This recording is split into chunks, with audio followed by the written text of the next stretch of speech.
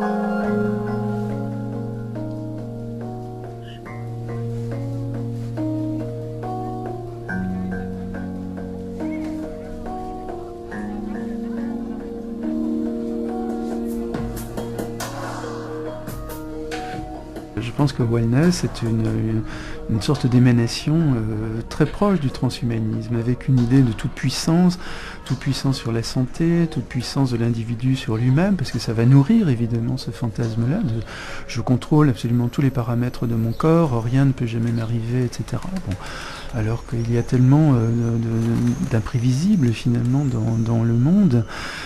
Ça renvoie aussi à un soupçon, plus qu'un soupçon d'ailleurs, une certaine haine du corps dans le monde d'aujourd'hui. Le corps, le lieu de la mort, de la maladie, de la fatigue, du vieillissement, enfin de tout ce qui est perçu comme des limites entre guillemets par un certain nombre de scientifiques qui croient au sens religieux du terme dans la science, et qui voudraient s'en débarrasser d'une manière ou d'une autre. Et c'est ce fantasme-là que j'avais justement analysé dans l'adieu au corps, quoi. C'est en pointant l'hyper-puritanisme de cet univers où tout est sous contrôle.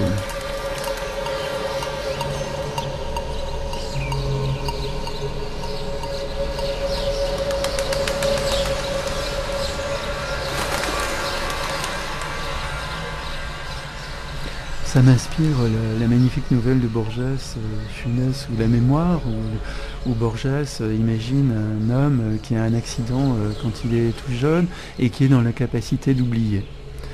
Mais à partir de ce moment-là, il est absolument incapable de vivre, parce que vous lui dites, rappelle-toi ce qui s'est passé il y a 10 ans à telle heure, et il va vous décrire absolument toutes les couleurs, les émotions qu'il ressentait, ce que les gens ont dit, etc.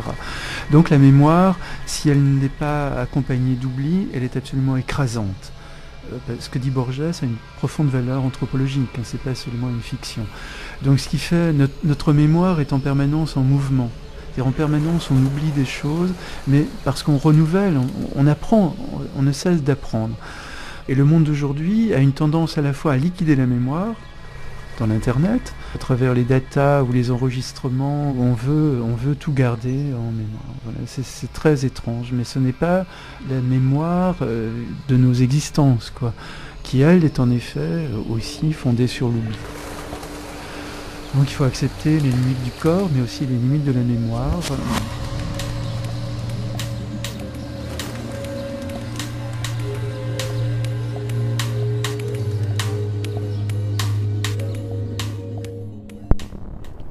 dans le wellness, moi je me souviens d'une utopie qu'avait écrite Skinner. Skinner, c'est le fondateur de la psychologie du comportement. C'est-à-dire cette psychologie qui déclare que si on veut être scientifique, il ne faut pas espérer faire l'investigation de l'intériorité des humains. L'intériorité n'est pas un objet de science possible. Donc on ne peut faire la science de l'humain que sur la base de l'observation. L'observation. Hein. Donc un être humain, c'est un être qui est doté de la possibilité de recevoir des stimuli et de livrer des réponses. Et la psychologie, c'est toute cette discipline qui cherche à travailler sur la relation entre stimulus et réponse. Donc Skinner, le fondateur de cette discipline, qu'on a appelé aussi le behaviorisme, eh bien, il avait écrit une belle utopie qui s'appelait Walden 2 en 1948. Et cette utopie, c'était l'utopie d'une société qui ne fonctionnerait que sur la base des enseignements de cette psychologie comportementaliste. Et cette société, eh bien, elle est décrite sur le mode d'une utopie. Un voyageur se perd sur la mer et puis accoste sur une île et découvre tout à coup, enfin c'est vraiment le modèle de l'utopie classique. Et ce qui est étonnant, c'est que le héros de cette utopie résiste évidemment beaucoup dès le départ. Enfin, il a l'impression là qu'on est en train de machiniser complètement les humains, etc. Mais il ne voit rien de scandaleux. Il ne voit que des gens qui sont épanouis parce qu'ils savent toujours ce qu'ils peuvent attendre les uns des autres. Hein. On est dans un système où les attentes sont toujours satisfaites. Donc c'est une société qui fonctionne. Et les derniers mots de cette utopie sont les suivants. Il faut remplacer l'intelligence par l'instinct. Remplacer l'intelligence par l'instinct. C'est ça le modèle de la société idéale basée sur la science et la technologie. Parce que toutes les grandes utopies, depuis Thomas More, sont des utopies aussi qui cherchent à régler la relation entre les individus sur un mode tel qu'il n'y a plus de hasard, hein, qu'il n'y a plus d'imprévisible, hein, que tout est anticipable et que par conséquent il n'y a pas de source de mal-être. Donc de ce point de vue-là, le wellness est dans cette tradition des grandes utopies.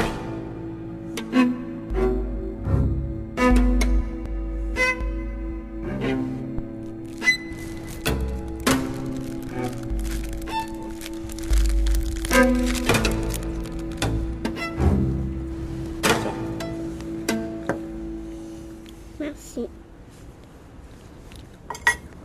Alors, qu'est-ce que tu veux, ma puce? Regarde. Là, je t'ai amené. Tu veux un morceau de pomme? Non, je voudrais bien avoir une lunette à la fraise. Celui-là, là? Oui, Tiens, tu veux que je te l'ouvre ou que tu y arrives? il arrive. Merci. Donc de wellness n'existe pas. Wellness est une proposition fictionnelle de ce qui est en train de se mettre en place réellement en santé. On est en train d'utiliser ces outils-là pour pouvoir maximiser les conditions de vie, voire les améliorer par rapport aux enjeux que représente aujourd'hui la médecine prédictive.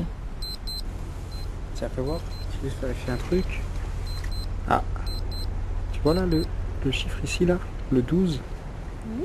Ça veut dire que... Tu te souviens ce que je t'avais expliqué? C'est le sucre. Mais Maxime n'est pas tant une fiction que ça. Hein.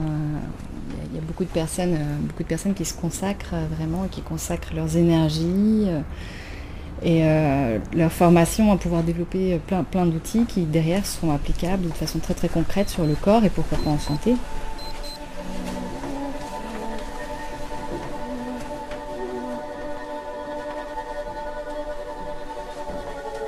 Super, c'est très bien.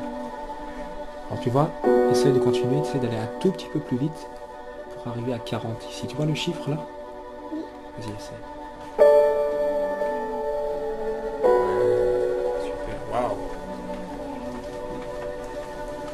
Très bien.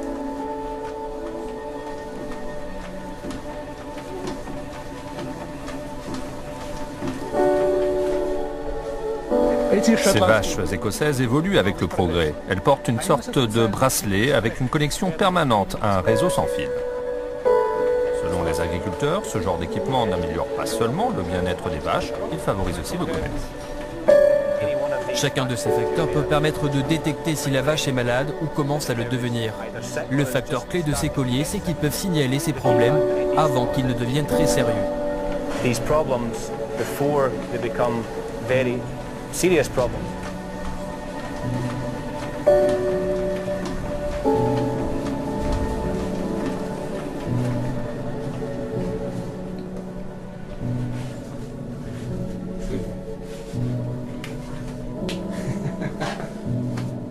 Nous sommes quelque part dans l'inachevé. Quelque part dans l'inachevé. C'est-à-dire le monde, justement, nous est donné de ce qu'il est imprévisible, pour le meilleur et pour le pire, bien entendu, ça peut être aussi parfaitement pour le pire, mais c'est ça qui alimente le goût de vivre, c'est-à-dire notre capacité de se projeter dans le temps. Donc l'inachèvement, c'est cela, c'est une liberté de l'imaginaire, une liberté d'action, une marge de manœuvre absolument considérable, mais qui est liée à notre condition incarnée en quelque sorte.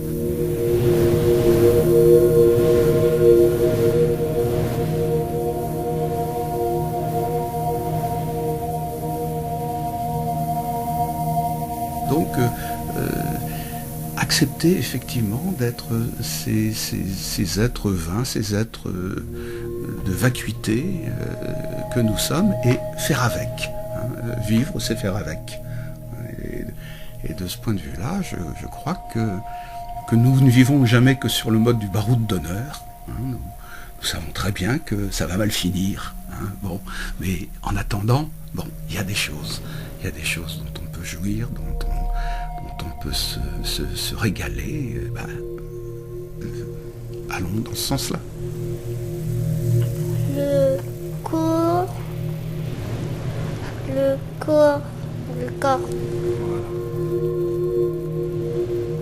Combien de cheveux a-t-on sur la tête?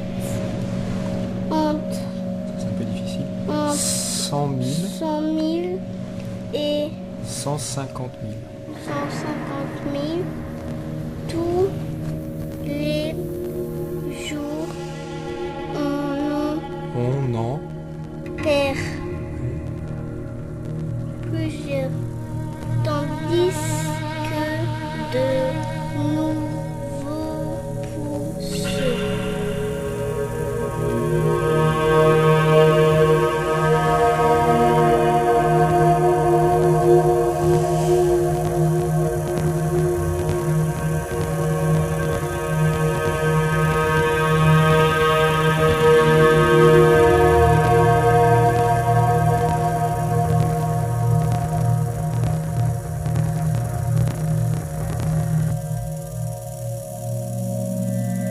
The Wellness, un documentaire de Marie-Annick Bello et Jean-Baptiste Verrieras, réalisé par Gilles Mardy-Rossian, pour Création en Air.